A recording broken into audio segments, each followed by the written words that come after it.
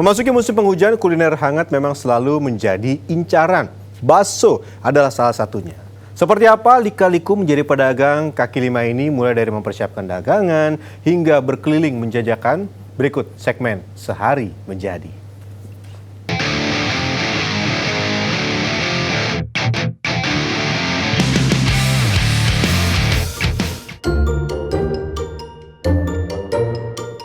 Di tengah megahnya gedung-gedung bertingkat, pusat-pusat perbelanjaan, dan restoran kenamaan di ibu kota, kehadiran kuliner kaki lima tak pernah tergantikan.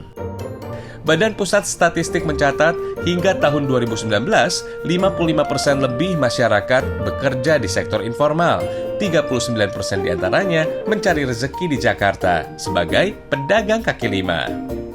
Kawasan Pasar Rebo, Jakarta Timur menjadi salah satu tempat pembuatan bakso di ibu kota.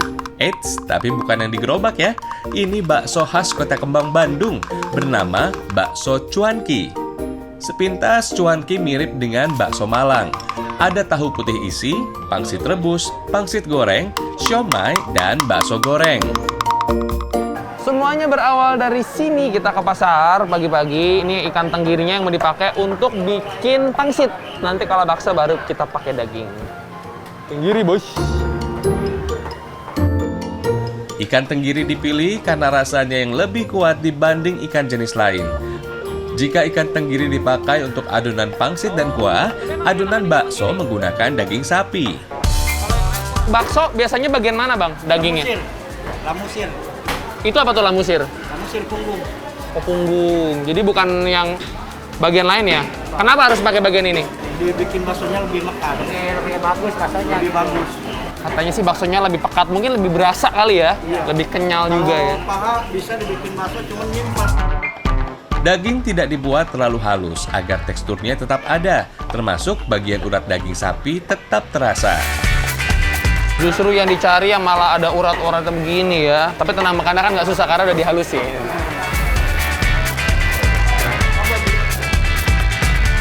Nah, sekarang waktunya membeli cabai dan sayuran.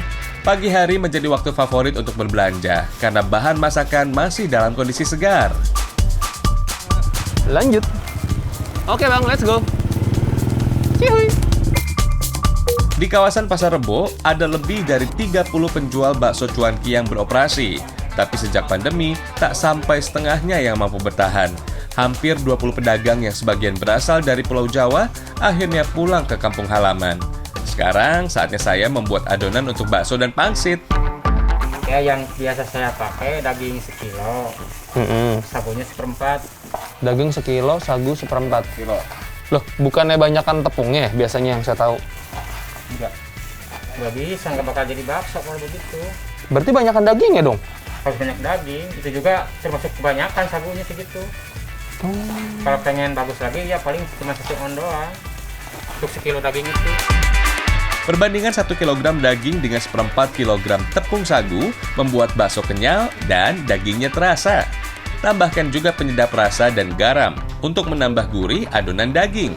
Jangan lupa buat juga adonan untuk pangsit.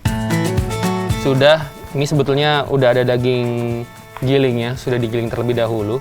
Tapi kita tambahin dengan daging yang tadi dibeli supaya ada tekstur kenyal-kenyalnya dikit. Kalau yang ini, yang si pangsit juga sudah selesai. Oke. Misi ya. Maaf.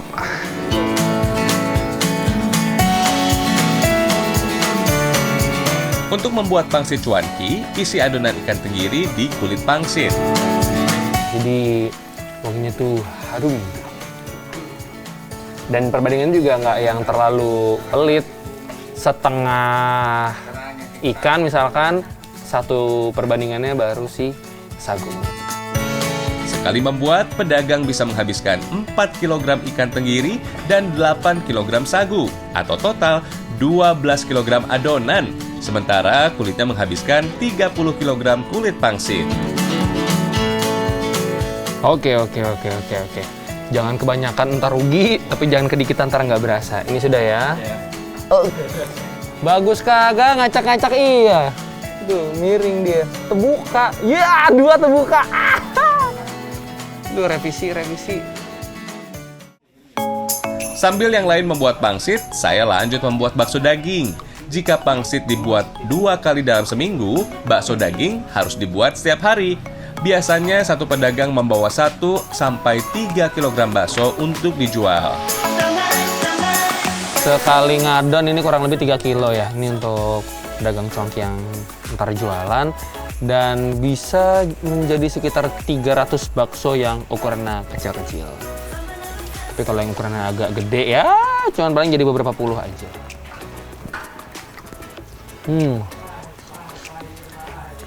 Karena perbandingan daging itu nggak pelit, perbandingannya 1 kilo daging dan 1/4 sagu, jadi dagingnya tuh des, berasa banget, nonjok, nampol banget. Usai bakso, kini waktunya menggoreng pangsit. Pangsit harus digoreng kering atau hingga kekuningan agar tahan lama.